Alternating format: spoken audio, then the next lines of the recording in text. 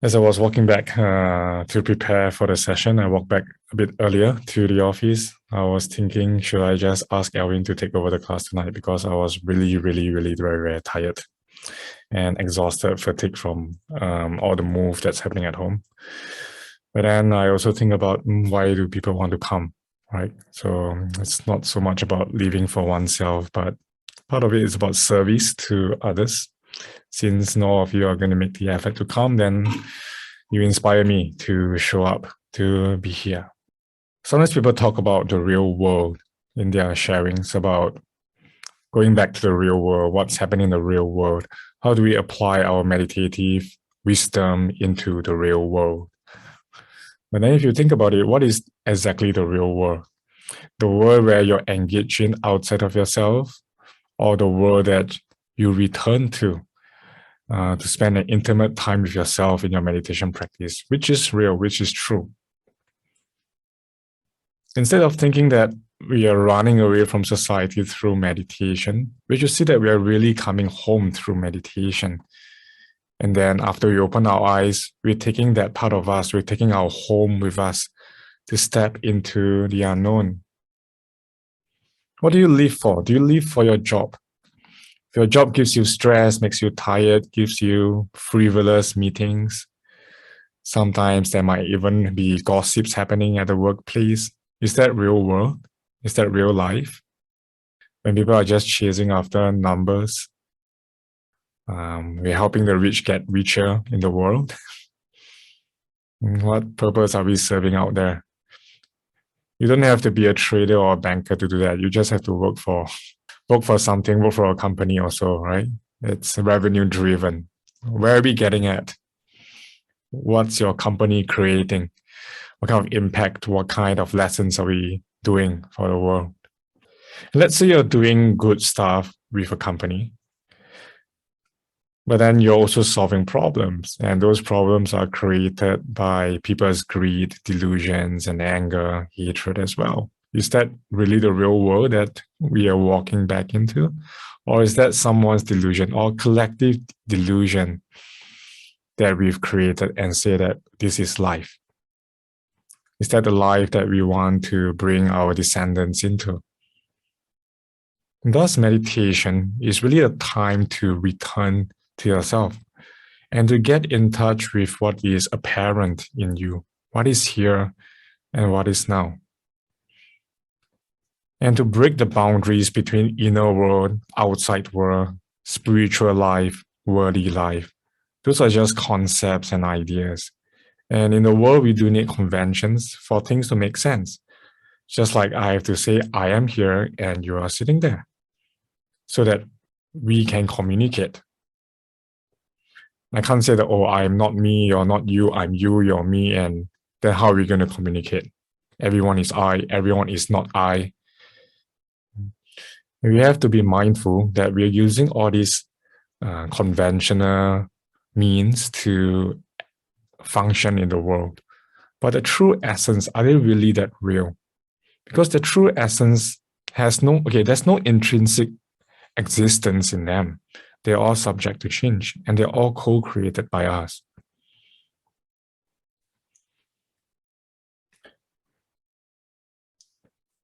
To meditate, to return to yourself, is to learn to set aside the past and the future. Do not think about whether you're running away from things or what is real, what is not real.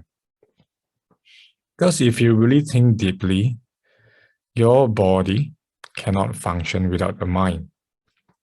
Otherwise, you'd be as good as a corpse or a dead log that has no consciousness at all. You will not be able to cognize anything. You won't be able to recognize or interpret anything at all.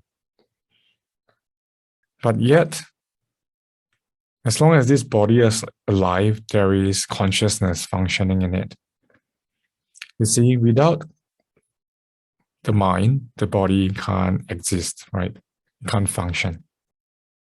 But without the body, can consciousness function? Can it come to be? Can the mind come to be?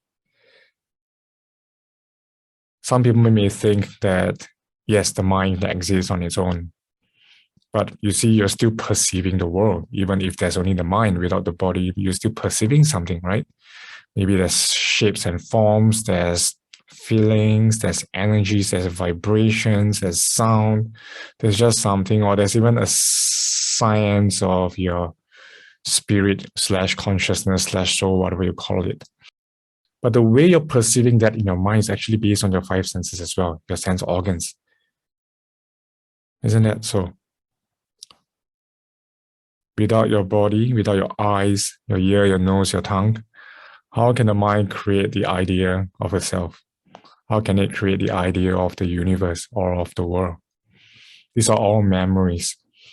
This is what we call perception, or sanya in Pali. It's just a perception that's formed by the five senses along with the mind. And then we create a mental construct in what we call the I.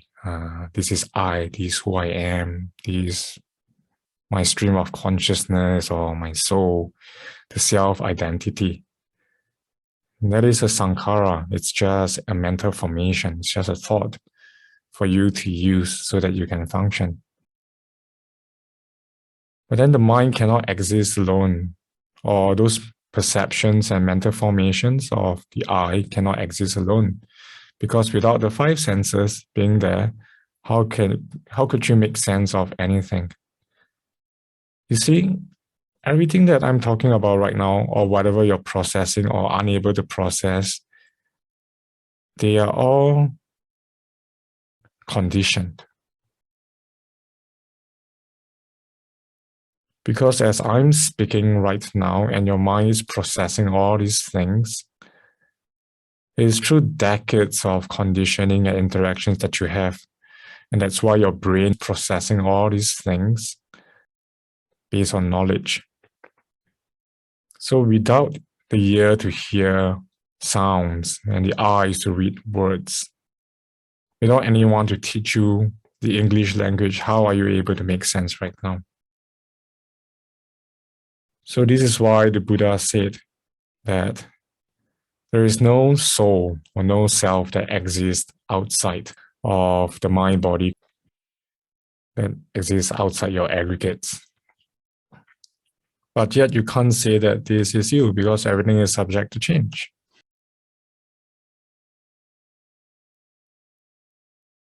When we interact with the world, there are sense impressions that are reflected into our consciousness. And then we grasp on the things that are agreeable to us and we try to withdraw from or reject things that don't seem appealing towards us. We try to avoid them.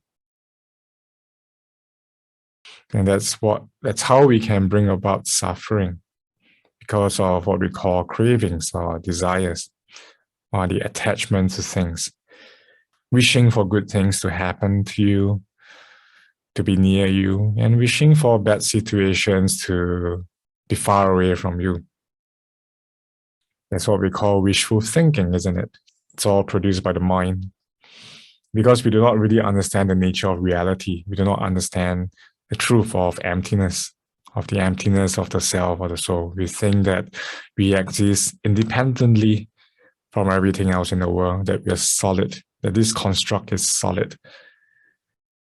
And that's how we can give in to the pains and the overexcitement of the world.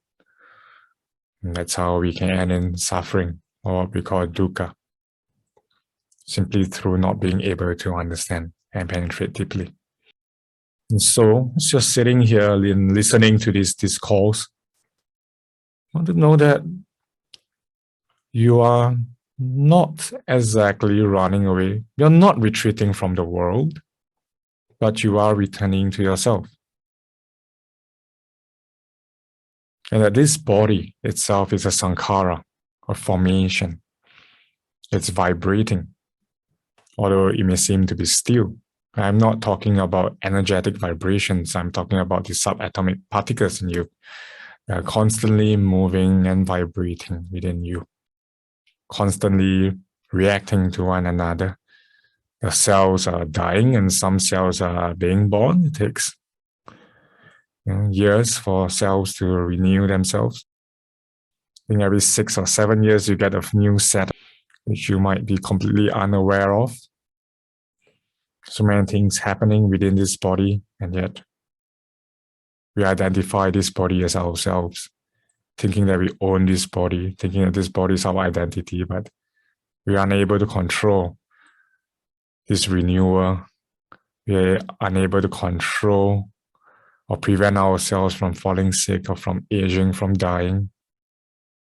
We can only manage our health. This body is not you, not yours. And yet you can't say that you dwell in this body, because the mind that is contemplating, it was part of this body. That's why in the Dharma, in Buddhism, we call it mind-body. Mind-body, namarupa. Doesn't mean mind and body, but mind-body. That is subject to change. So as you sit here and ease into your breaths, knowing that you are returning home towards yourself.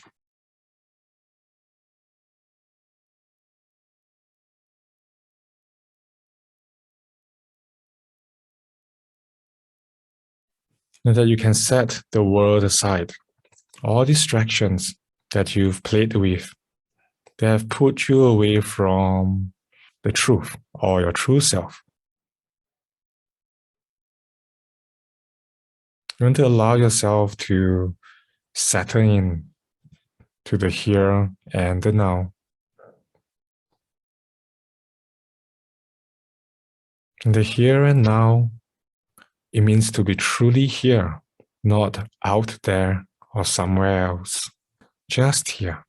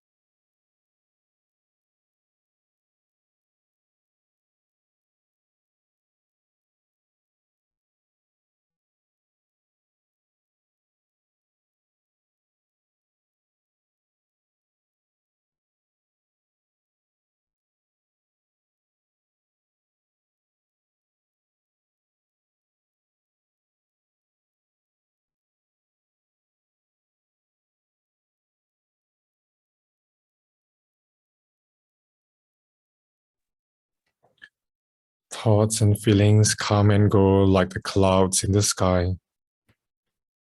Mindfulness is your anchor. And the mind is like the vast blue sky that is clear, that's always clear.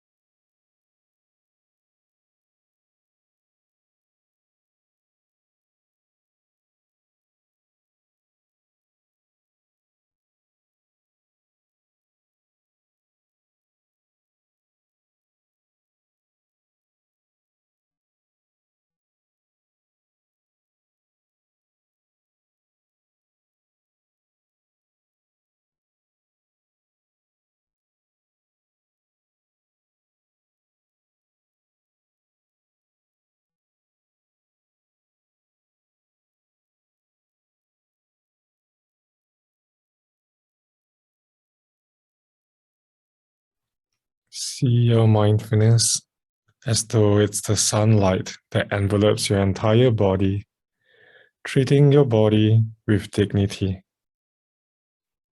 Notice how much the body has changed. Notice how unique this body is.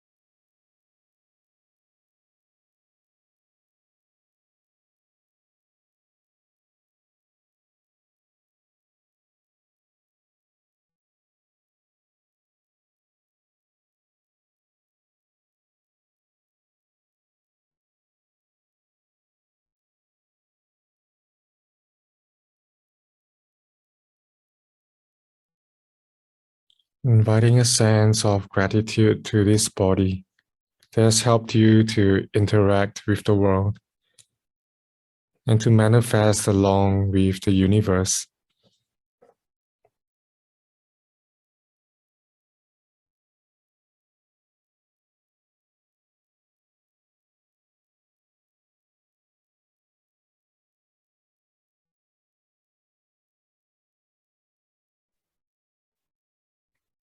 With your eyes closed and dwelling in a rather quiet place, it's an act of loving kindness towards yourself, for you have withdrawn from your senses and settled into your own refuge of mindfulness.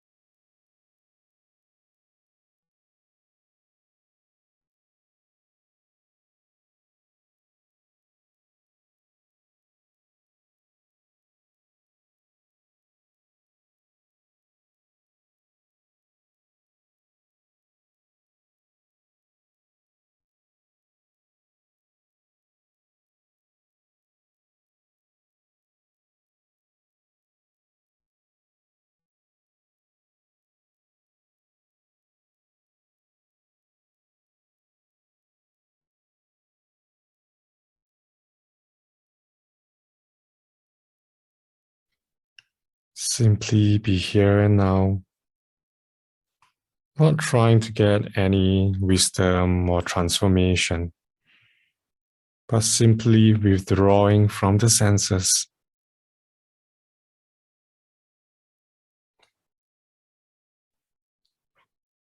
resetting the mind into a clear blue sky.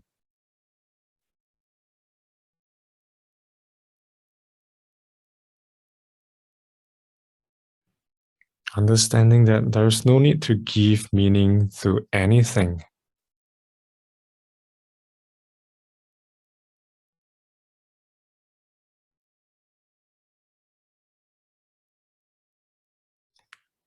This is your own moment with yourself,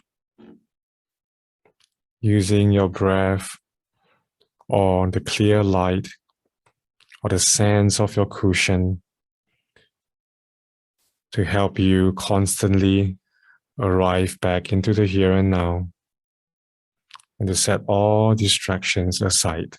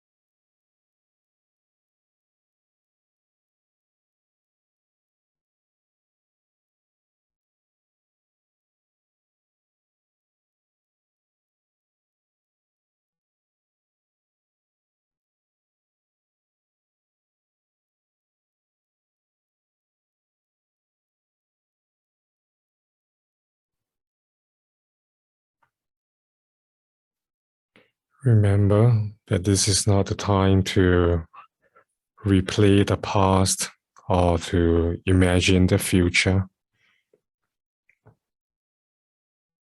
It is also not the time to try to make anything happen or to figure anything out.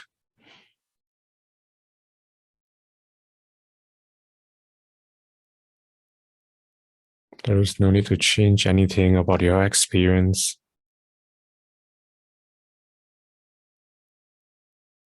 There is no need to follow any feelings or thoughts that may appear in your mind stream.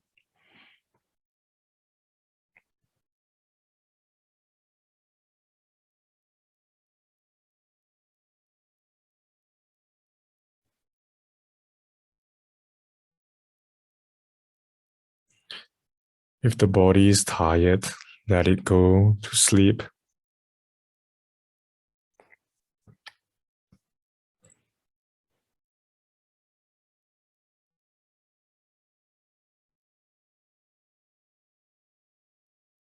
To assist you, you can tune in to sound.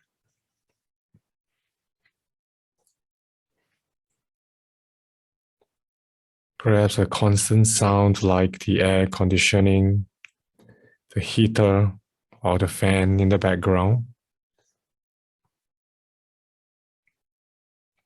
Or perhaps the sound of silence. It could be a buzzing sound, ringing sound, or hollow sound.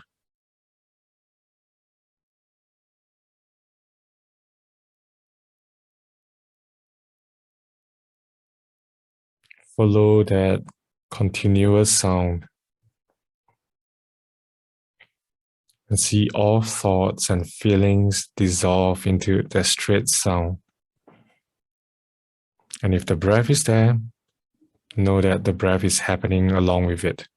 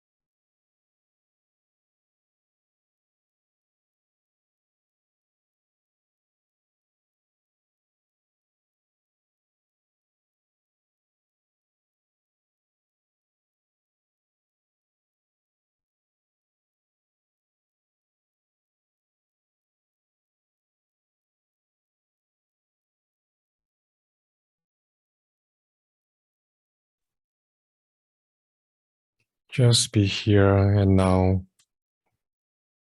Be still and know. And don't attach any ideas to any phenomena at all.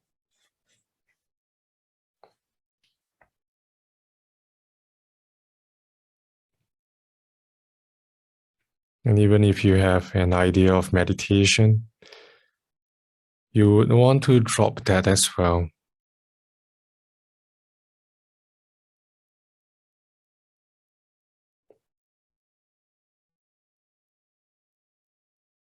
Relinquish every form of control. Let your entire body's weight sink into gravity. Let it all fall apart. All constructs, all efforts and energy. Let it dissolve and fall apart.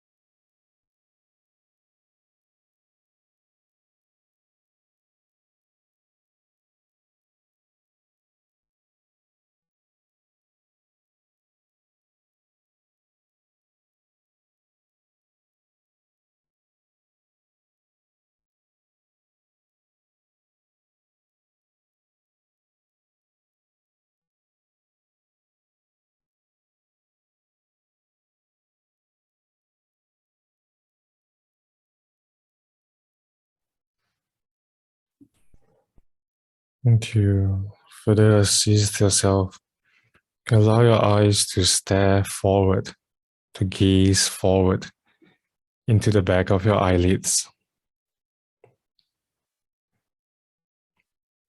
Gazing forward into the back of your eyelids.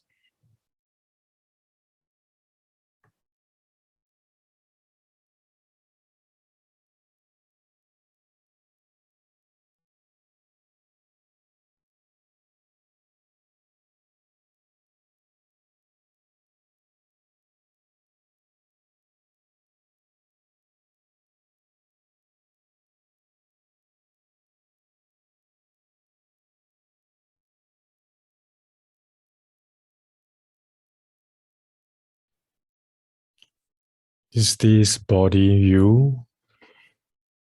If it is, you can force it to stay awake, but you can't. Notice how impermanent this body is, how it renews and ages on its own, how the heart beats on its own, how the sense organs function on their own limited duration.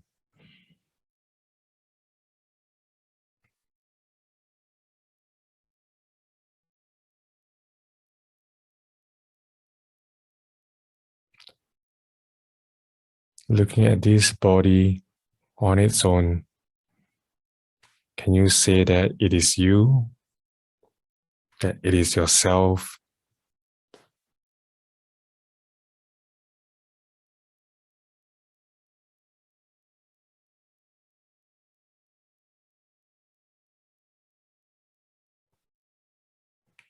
Half of it was in your father, and half of it was in your mother.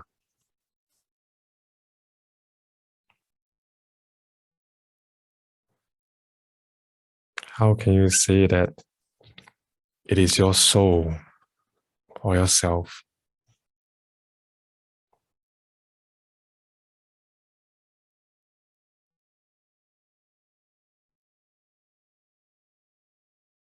So you can let the body go.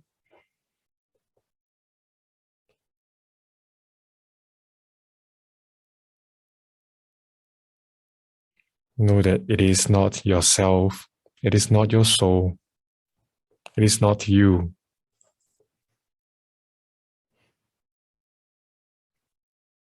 Let go to the attachment or the idea that this body is you.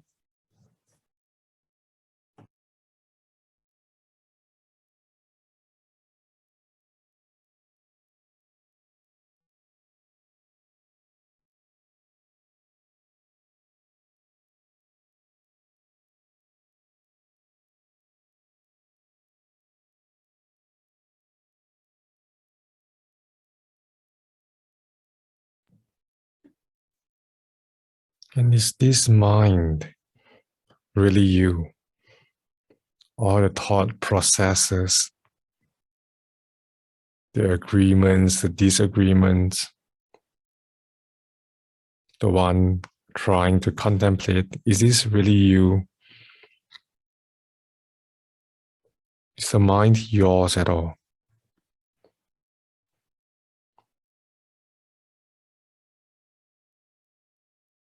If the mind is yours, you can stop it from thinking immediately.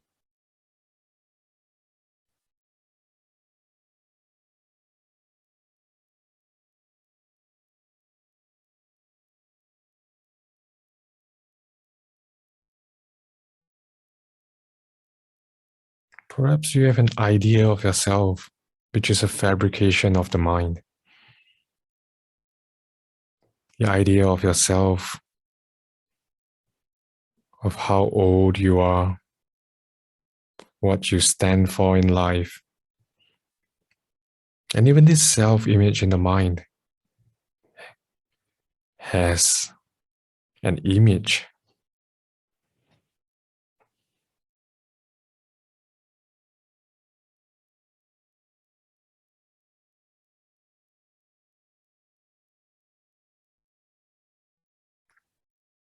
But since you can't control this mind at all, it's not yours. It's not really you. And if you think that this mind is you, is your soul, yourself, then why is there an idea of a physical self that sees, that hears?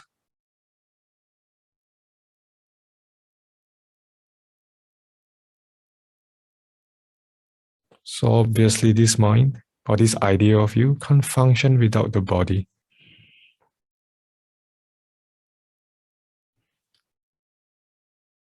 So having let go of the body, now you drop the mind as well, since it is not you.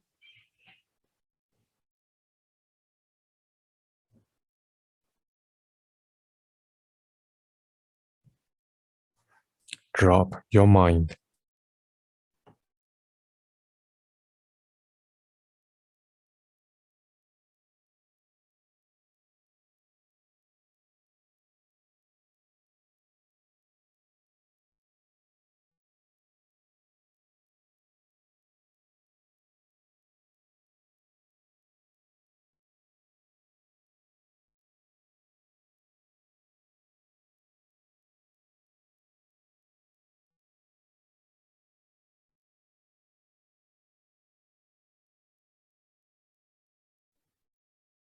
Then who is meditating?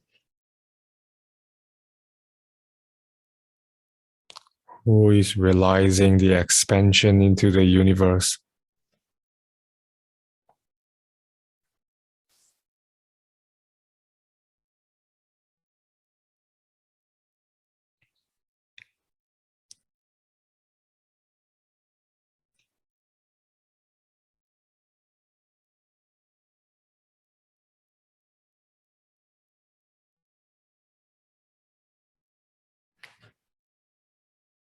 Can you experience all this without having used your senses in the past?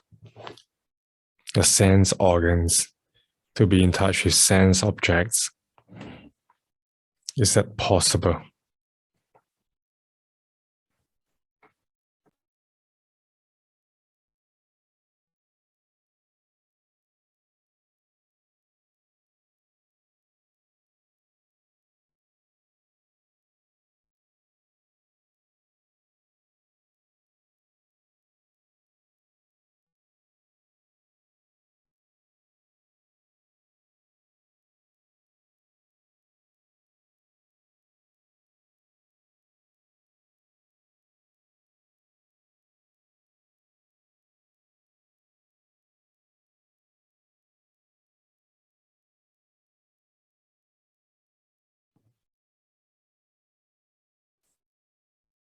Body is not you.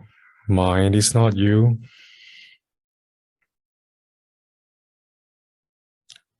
And can the body and mind come together and be you?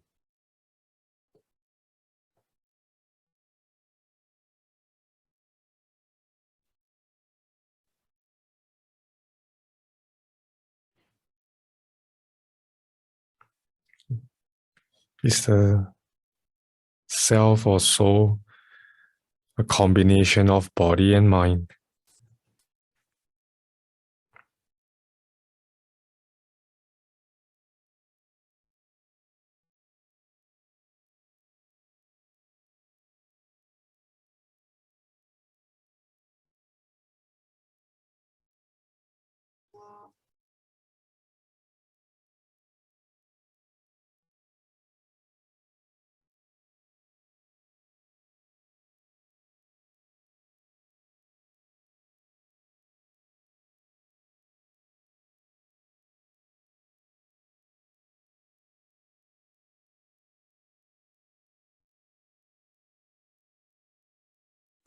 If it is, then you should be able to go into complete silence.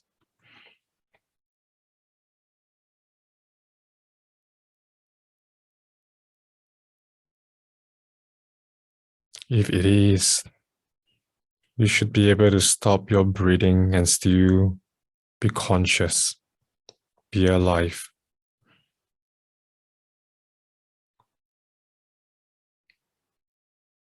If you exist within your body and mind, meaning body and mind are one,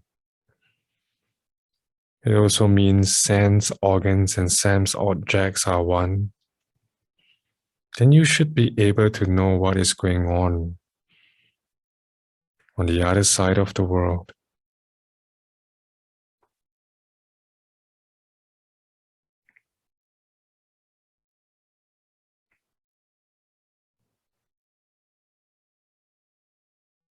And you should be able to control what happens in the world.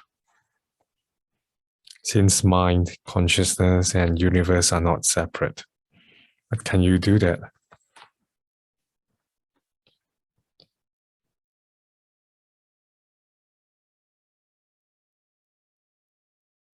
If you can't, then let go of the idea that you dwell in the body and mind.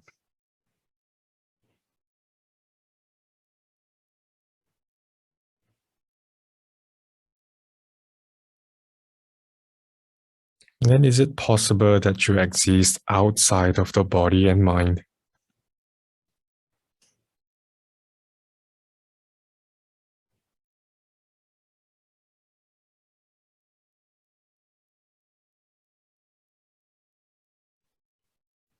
You obviously can't, for you are still dependent on this body and mind.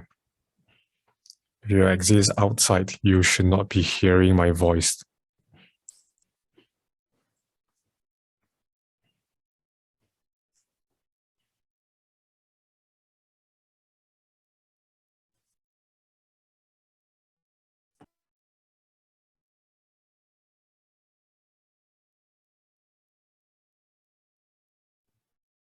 Inside or outside, body or mind,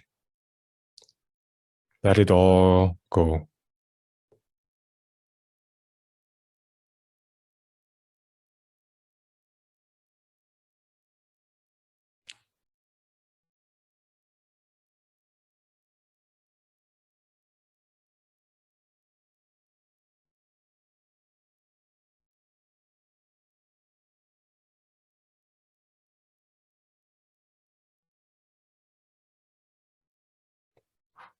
Who is realizing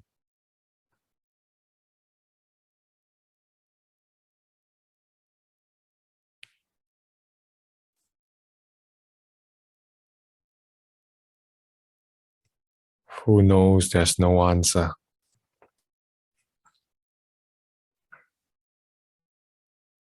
And who is meditating?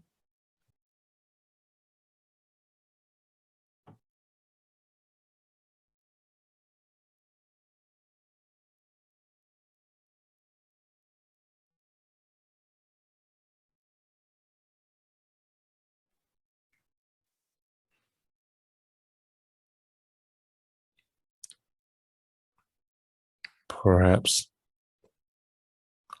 you are just a thought.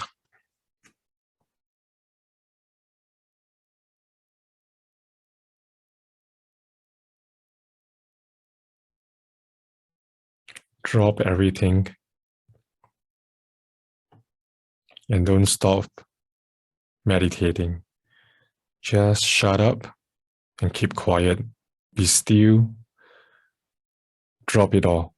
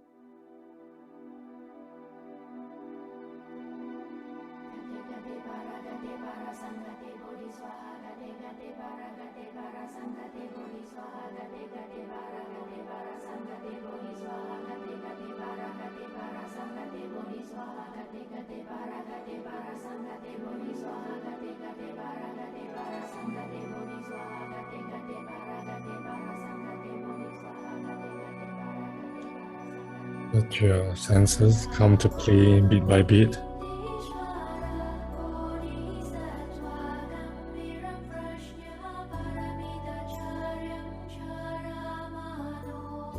Merging with the sutra, the Heart Sutra.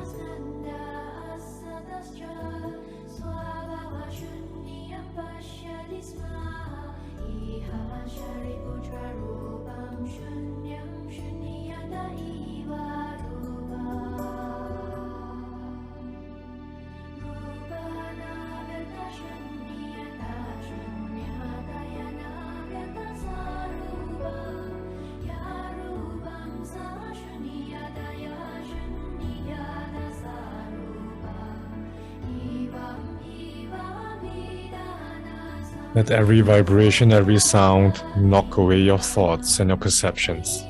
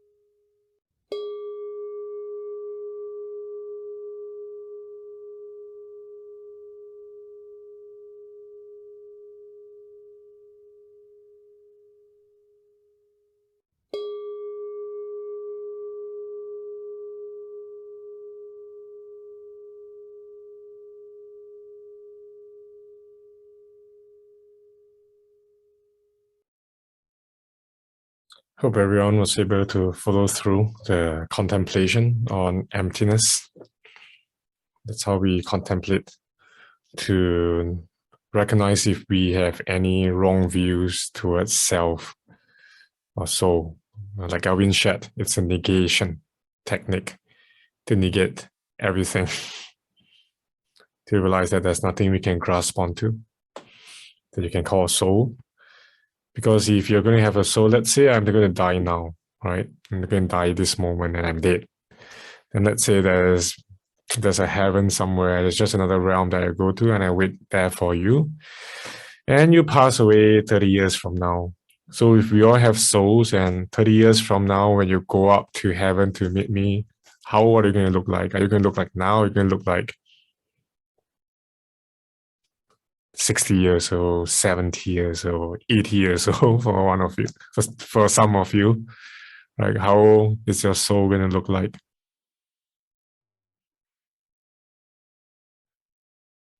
Think about it.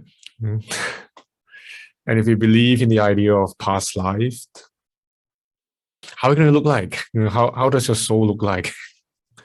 What shape is it? Maybe you get reborn as a human being again immediately instead of going to heaven. Right? You die now and you look like that, and then boom, you appear in someone's womb. Then how does your soul look like?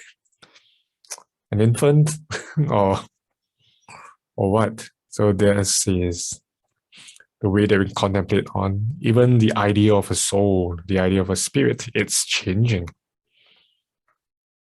There's no self nature in it. It's not fixed. And that's how we can be liberated from the wrong notion of self or soul. We just call it a stream of consciousness that does not belong to you, does not belong to anyone, and it only gets reborn when there is the notion of I. Because when there's an I, there is craving, there's wanting for this, not wanting that, there is attachment. And that's what spurs it towards a rebirth, towards a new becoming, new birth. But when all those disappears, then it just is. But the difference, the other side of it is that you don't want existence, right? So when you don't want existence means you're craving for non-existence. So that craving will create another life again. That's what we call samsara. When we can truly understand things, number one, you stop suffering that much. Everything is just an experience. Everything is just a happening. There's no creator of the experience. There's no receiver of the experience. It is simply a happening. So you can't put a noun in it. It's just happening. There's no happenist. There's no happener. It's just a happening. Since we were meditating on emptiness, it also means that we are letting go of the ego, the I. That's why some of you could have felt different things happening in your body. You could have felt the movements, which is not intended. So the thing is that sometimes the ego, the I, the self, all the desires, all the wants, all the ideas, perceptions of, opinions of how things should be, should not be, how the body should be, what is the best well-being that you can give to yourself, blah, blah, blah, all that were formulated by the ego. So we were operating on the ego.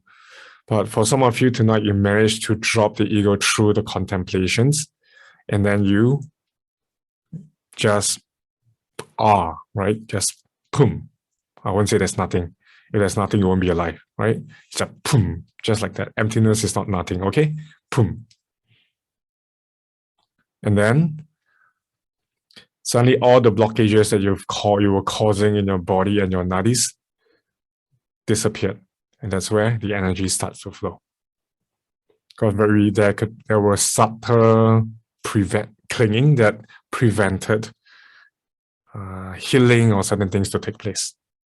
And this actually happened in my life a lot.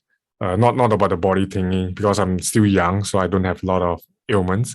But it happened in the sense of when I was faced with obstacles, and if I try to grit through it,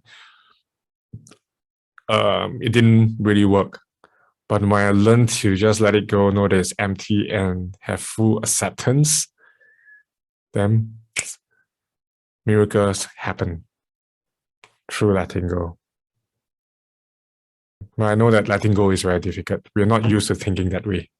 We're used to thinking in dreams, in illusion. Oh, my suffering is real.